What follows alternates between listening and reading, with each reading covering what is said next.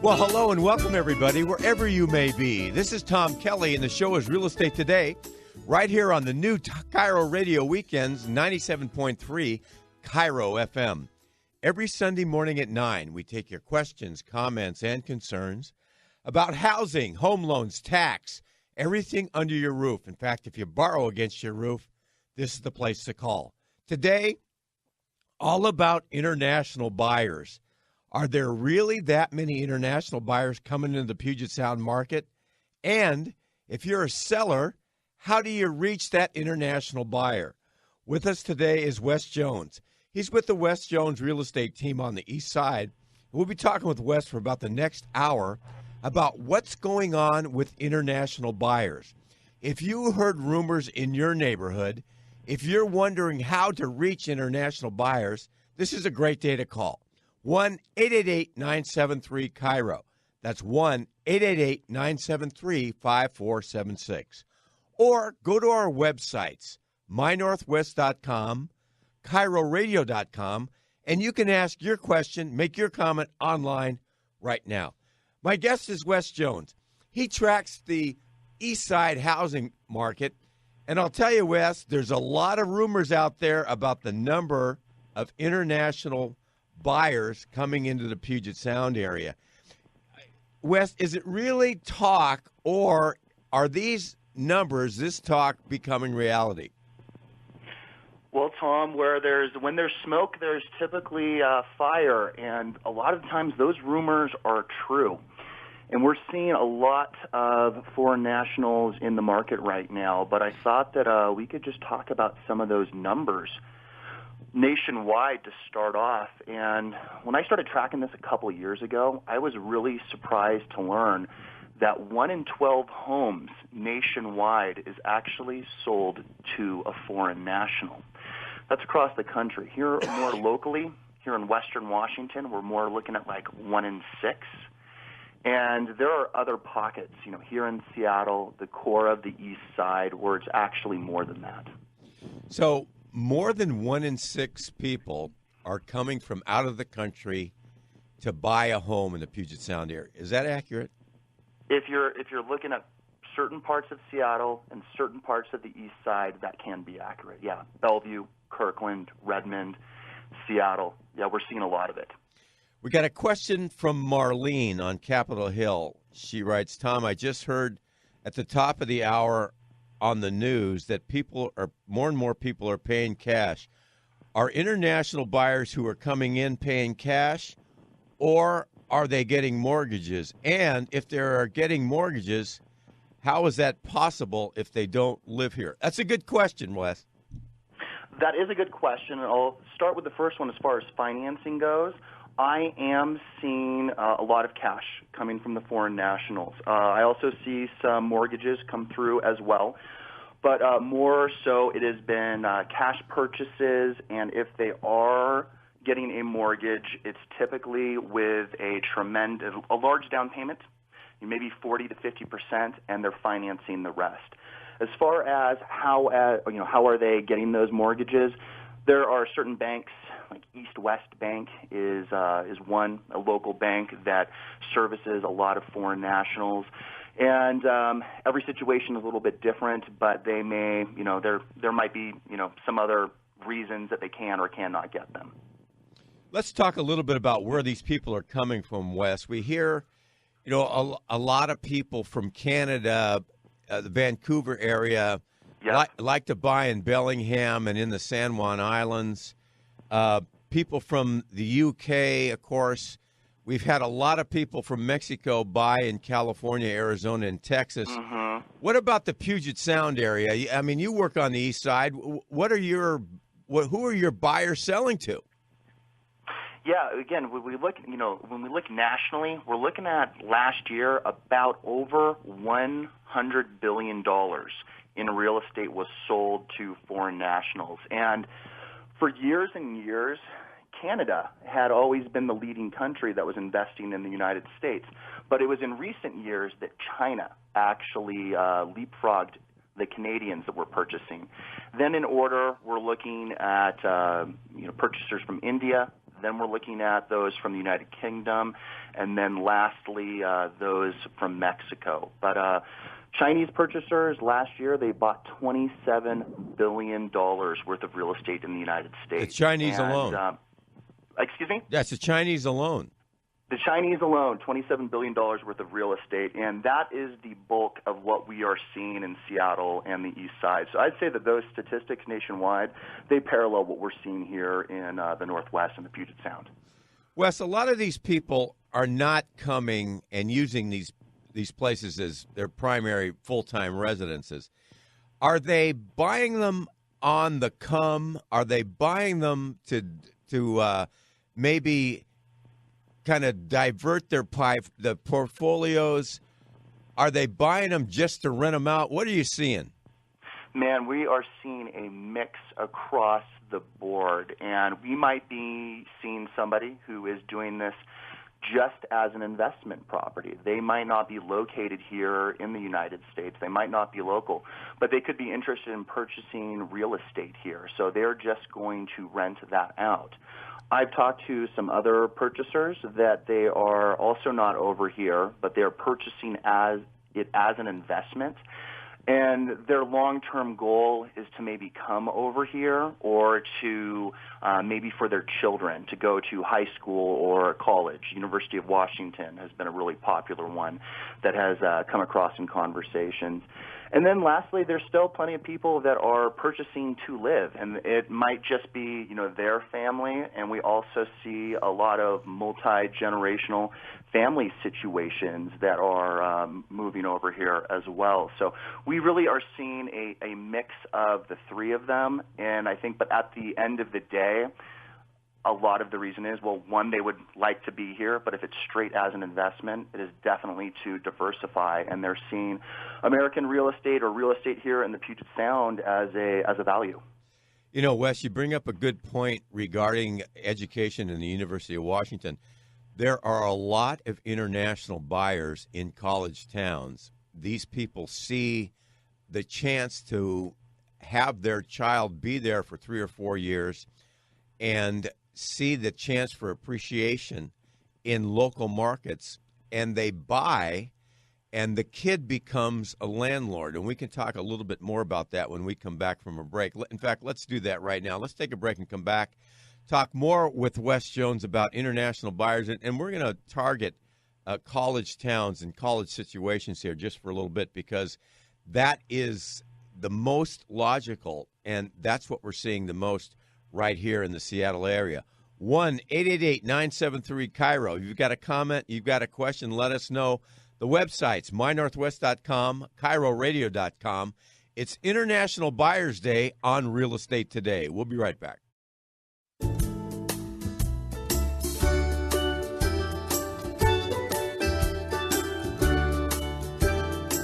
Welcome back to Real Estate Today, your headquarters for home and loan questions every day. This is Tom Kelly. I write about homes and loans, and you can find a lot of that content on our website. Go to mynorthwest.com, scroll on down to real estate. We've got some interesting stories there and listings on Puget Sound property. Also some national stories, trends. Check it out, mynorthwest.com, scroll on down to real estate. My guest is Wes Jones. He runs the Wes Jones real estate team on the East Side, and he's been tracking the international buyers in Puget Sound for quite some time. And Wes, a lot of this can initially be traced back to Vancouver and the incentives given by the Canadians when Hong Kong was turned back over to the Chinese. They got all sorts of small business incentives to go to Vancouver, and it kind of trickled down the coast. Yeah, it certainly has, and that's probably the next best thing to talk about if we're talking about international buyers. Why are they here? And, Vancouver, BC has really been an international city, all along, but for the last, 10, 15, 20 years, more so than ever. And one of the reasons that it became such an international city is what you had just mentioned, but it was also a nationwide visa program that Canada opened up, and it was called the EB-5 visa. And what that did is it allowed foreign nationals to invest in real estate and business opportunities if they were creating jobs. And in return for creating those jobs, it made it easier for them to obtain green cards as well as purchase, residential property. So, this really led a lot of, people from China as well as the Middle East, led a lot of them buyers flocking to this new city, the city for them. And, in recent years, Canada actually turned that program off. And around the same time, the United States turned the EB-5 visa program on. So, we now have the opportunities, or they have the opportunities to do the same thing down here in the United States that they did up there. So they really just came down I-5. And since they were already familiar with Vancouver, they came down to Seattle. And from what they were telling me, the reason that they are here is they like the great schools, from grade schools to high schools through college. The quality of life is very, very high. Clean air, water, the mountains. There are direct flights back to China. But here's the biggest thing, and this is what people really need to consider. And when we're seeing our values go up and when we're talking about the jobs that are being created here locally, they are finding our property values. They think that they are a bargain or a value compared to other cities on the West Coast that they may invest in. So they're comparing that against San Francisco, Los Angeles, San Diego, and they're saying, no, Seattle's the place to be. You can get so much more bang for your buck, and the economies can be even stronger. And I've actually it's all about where perspective and where you're coming from. I've got a personal story about that. I spent some college years and a few years after down in San Diego, and I had purchased a condo down there, and when I sold that and moved back to Seattle about 10 years ago, I was able to purchase a house, and all of my friends that I had grown up with were complaining about where property values had gone and how things were so expensive. And I'm sitting there saying, no, this is a great deal. There are some bargains here compared to the city that I just came in San Diego. I felt like things were on sale. And, people that are looking at other cities on the West Coast, they're feeling the same way. I wanted to get back to the education component for a second, Wes, because it is important when it comes to international clients.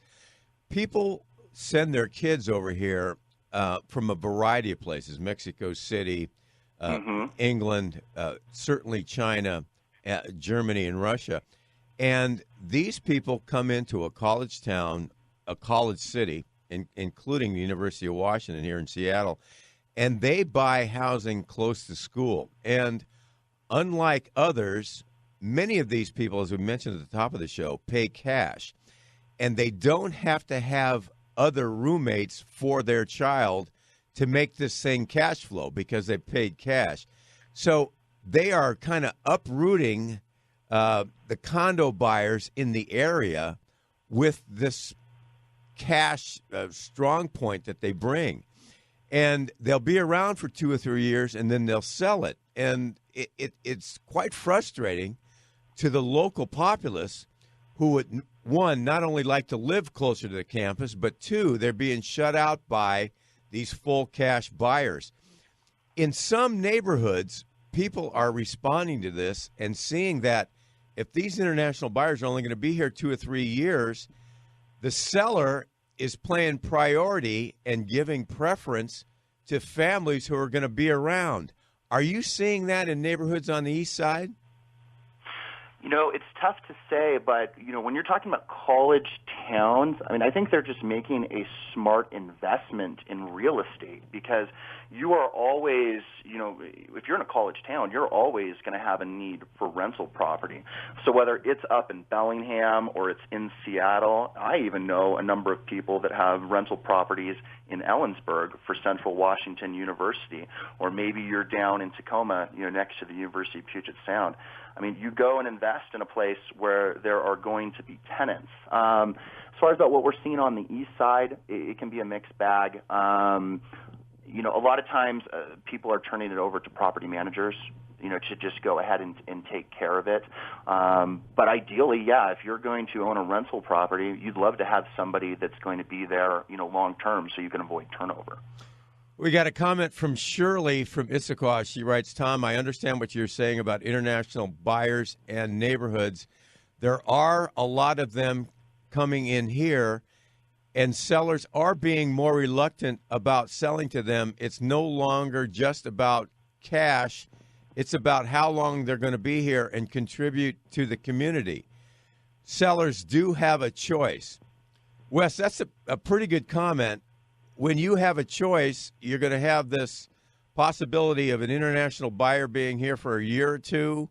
How long do you know that they're going to be here? You never know.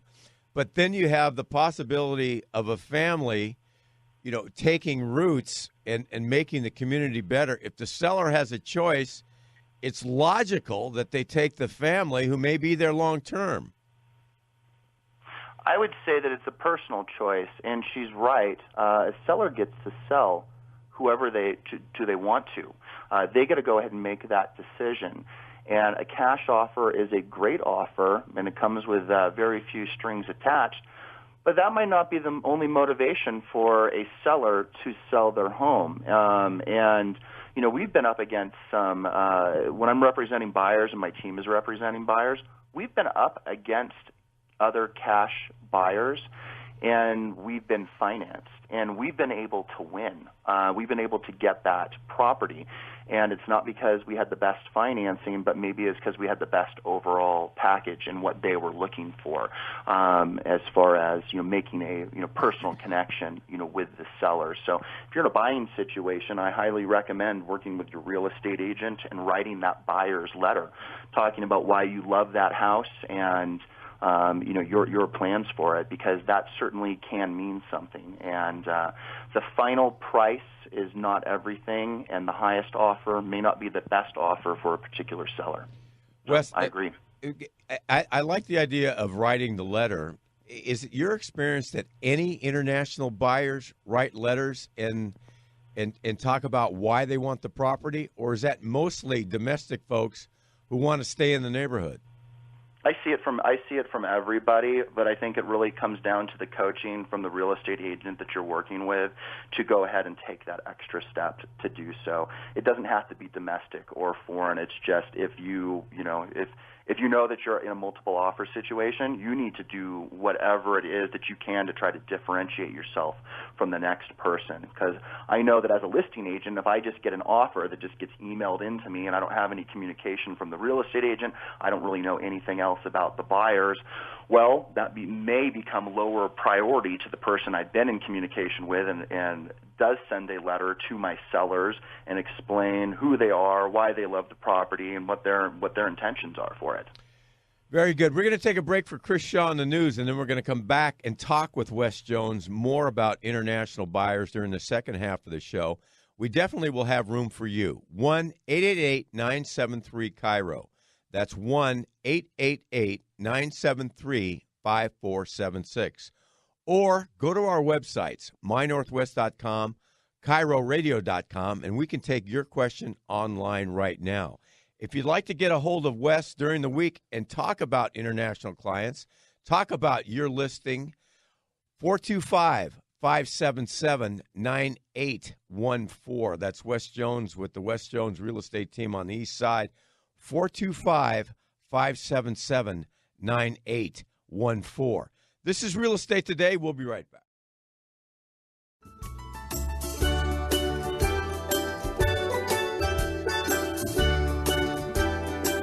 If you have an idea for a future show, we'd love to hear from you. We'll get on an expert, much like today's expert in international clients, Wes Jones from the Wes Jones Real Estate Team over on the East Side. Wes, let's talk a little bit more about finding international buyers. People here state, if there was an international buyer, I'd take them in a heartbeat. I need to sell and move on. Is there a way that people are reaching the market internationally over others? Yeah, there is a way, and there is a way to target.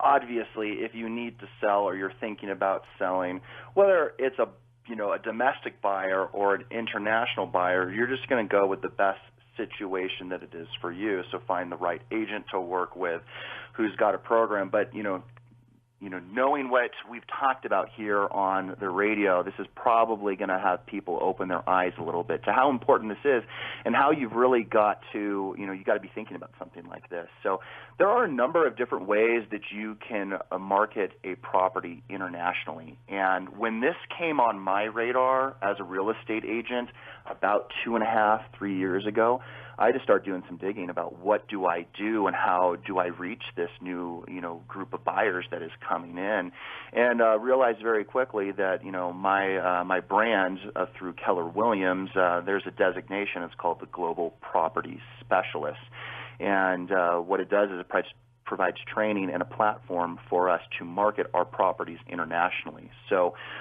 believe it or not, we actually have a very sophisticated multiple listing service here locally as well as our country throughout the United States. Other countries don't. They have portals. And what is a portal? Think of it like something kind of like Zillow, where you can just go and kind of list a property. So what we're able to do through the Global Property Specialist designation is I'm able to syndicate all of my listings, whether it is a $250,000 home or a $2.5 million home. I can broadcast that out internationally. We hit 89 different countries, and it can translate my particular listings into 19 different languages. So it's going to hit the particular dialect of that country. So this is something that is pretty new. It's also something that few people are doing, but there are others out there that have that as well, have that capability. We got a comment from Rob. He writes, you ignored the larger issue of allowing foreign buyers into our housing market artificially inflates the cost of housing. Chinese buyers not only know a good deal, as you put it, but also know a sucker. The U.S. and greedy realtors and government officials could care less. There's a point here in the artificial inflation of the housing. Wes, on these multiple offers that we're seeing everywhere, is there any idea on what percentage of these multiple offers come from international buyers? No, there's not really information because the only thing that's tracked is going to be the sale. And I think what people need to reckon, and I understand where he's going with that, but just because there's a cash offer again doesn't mean that it's the best offer or the one that the seller goes ahead and picks. I think back to his point, though, I can understand where he's coming from. British Columbia just did something about that, and Vancouver, in the last year alone, Tom, has seen a 38% increase in their median price. And they were feeling the same way. They're saying, hey, listen, things are getting too out of control. There are too many foreign entities, too many foreign investors that are coming in, and they're driving up housing prices for the people that have already been here. So what they did, and this is just in the last 2 weeks, maybe week, they put on a 15% excise tax. Excise tax is sales tax on real estate for anybody who's a foreign national or a foreign entity. And, that could be something that we see down here. It's not anything that I'm hearing about now, but, Vancouver is definitely ahead of us in seeing this type of influence in their real estate market. So who knows, that could be something that we see down here as well. We got a question from Howard in Green Lake. He writes, Tom, is there any legal liability in rejecting a buyer because he is an international buyer? Yeah, there could be. There's fair housing laws. There definitely could be some liability there. So ultimately, a seller gets to choose who they want to work with, but you cannot base that off of sex, race, creed, sexual orientation, anything like that. So there's some fair housing laws that somebody could be in violation if they chose not to. He makes a good point, but that said, it would be very difficult to prove that if there are multiple offers on a house and you choose it because of financing, if you choose it because of cash, you choose it because it's a family. And rejecting a person because he or she is an international buyer, in my mind, would be very, very difficult to prove. Has this come up at all, Wes? I agree with you. It would be something that would be very, very difficult to prove. That's not something that I have experienced personally or that I'm hearing many people talk about. I wanted to get back to the marketing your home internationally. Yeah. Instagram, of course, is out there. You mentioned the MLSs are quite sophisticated and that they go internationally and automatically change languages. Are there agents in other countries that contact you or your associates and say, you know what, I've got these buyers in our pocket, so let me know if this specific type of property comes up? Yeah, I've been reached out to from real estate professionals from other countries. So that's something that definitely comes up. A lot of times they're already working with an agent that is here locally. But I have gotten feedbacks from some of the international marketing that we do that is basically, hey, we've got an investor that that saw this, and we'd heard that through the real estate agent that they had here on the ground. We need to take a break. We'll come back with Wes Jones and talk more about international clients. We definitely will have room for you. 1-888-973-KIRO. 1-888-973-5476. Or go to the websites. Everybody's going to the websites today. MyNorthwest.com, KIRORadio.com. And we can take your question online, your comment online right now. The show's Real Estate Today. We're talking about the international influence in Puget Sound right here on Kiro FM.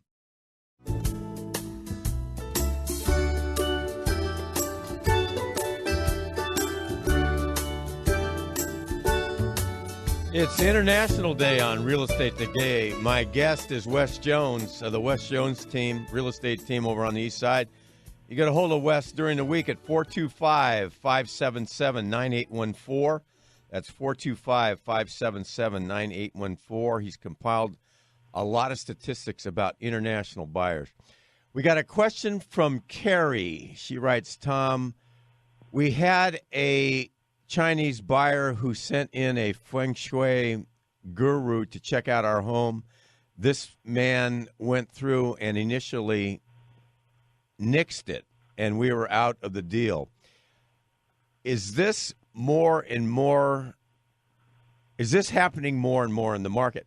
So, Wes, explain to our listeners what feng shui is. It basically is the spiritual feeling about how a house flows with a buyer, and some houses flow better for Asian buyers than others. I didn't really articulate that very well, but that's kind of that in a capsule. Are you seeing more feng shui artists come through? You actually did a pretty good job. Give yourself a little credit there. I don't know if I could have. I don't think I could have explained it any better, but you nailed it. It's about how it feels. There's some criteria behind it, how well the house flows, if it is centered a certain direction. Where is the kitchen located throughout the house? So it's kind of about a feel, and it's not something that us here domestically, have experienced quite as much. It kind of either works for us or it doesn't. But yeah, I've seen some of the feng shui experts, come through. I don't see it every single time, but that's something that I've definitely experienced. More so, we're getting buyers through the homes. Maybe they have that person with them, or maybe they just know if it flows for them or if it doesn't. We've got another question from Howard. He writes, Tom, is there a home that a Chinese buyer is looking for? How is it different than what most people are looking for? Yes and no, and I'd probably go back to the feng shui that we just discussed. Outside of that, it's about location. It really is. I'm seeing it here in the core of Seattle. I see it in the core of East Side, being Kirkland, Bellevue, Redmond. It goes back to some of the earlier conversations that we had. School districts can be very, very important to them. And then, or if they're living here as well, it just depends on their situation. Is it a multi-generational family home?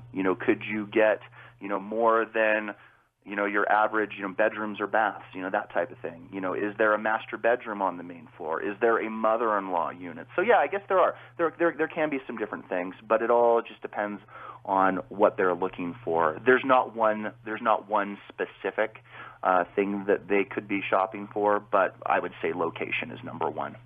There are a lot of South American buyers, Wes, who buy for multi-generational purposes. They're bringing grandma. They're probably bringing a cousin with them. Is that also the case with the Asian buyers that you're seeing on the east side? It certainly can be. Yeah, I'd say maybe 50% of the time there's something for that. And I'm actually even seeing builders starting to cater to that. And it's not just for foreign nationals, whether it be South Americans or Chinese. It's also, for people who are here now. I'm seeing baby boomers move in their parents, their elderly parents, instead of having them go to a home. So there might be a private suite for them on the main floor, so they're not having to worry about stairs. So it's not just other cultures, but we see it here too. We've got a question about feng shui, and this has come from Marianne. She writes, Tom, I understand the structure of the house in feng shui, but are there other things that we can do to make the home more attractive other than how the rooms are put together? I don't know if this is going to answer her question specifically, but I would say don't cater to anyone specifically when you are trying to sell your home. I would try to just cater to the masses, and by that meaning get your house in shape prior to listing. Work with a great real estate agent that's going to walk you through that. Get a pre-listing inspection so you know what's going on in the house. Work with somebody who has access to a stager so they can so they can make the house look as good as possible. Have it cleaned, have it painted, that type of thing. I just don't see a value in trying to restructure, moving walls or anything like that just to try to cater to one segment. Because the truth is, Tom, there are so many people moving here right now domestically. There are 6,000 people a month that are moving to King County. And that, does include foreign nationals, but a lot of it is just coming from here in America because, we are turning into, the tech capital of this country. And, Amazon is driving this. Microsoft is driving this. Expedia is driving this. There are a lot of people that are coming here that are fighting, for these houses. So it's not just foreign nationals, it's everybody. So, if you wanted to hire somebody, in feng shui to come and take a look at it, I'd say, go for it because it doesn't hurt. But I don't think that you need to cater specifically to that. If you've got a house that's prepped and that it's priced right, it should go in this market. We got a question from Terry in Seward Park. Or it might be a she, writes, Tom, homes are flying off the market, lots of multiple offers. Agents do not need to really spend the time they used to market homes. Is there a chance to negotiate commission? There's always a chance to negotiate commission. And I would disagree with him that it doesn't take as much. I think in this market more than ever, because there are so many people that are out there, you want to work with a professional, to be able to get highest and best, to be able to negotiate highest and best, because there's still negotiations that go on well past having multiple offers. But when it comes down to commission, your standard commission is at a 6%. Are there people out there that will negotiate? There are people out there that will negotiate. There are brokerages out there where their value proposition is that they do it for less. But don't you spend fewer dollars on marketing because of the internet? I mean, you're not buying newspaper ads. You're not buying ads in periodicals. Are you spending as much marketing? Oh, I'm spending even more. I'm spending even more than I used to. You're right. The internet is important, and it has gone online. So pictures alone aren't going to do it. So you need to be doing video. You need to be doing the Matterport 3D, walkthroughs. You should be, paying into a platform that allows you, to market internationally. There are agents out there that run the pre-inspection listing model. So you're paying for a building inspection on a listing prior to having the property listed.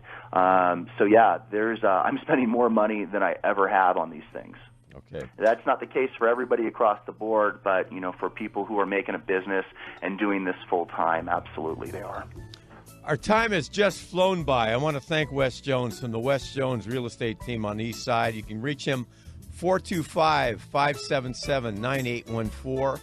425-577-9814. From Andrew Edsel, my producer and director, keeps me in line every week. Thanks for listening to Real Estate Today. See you next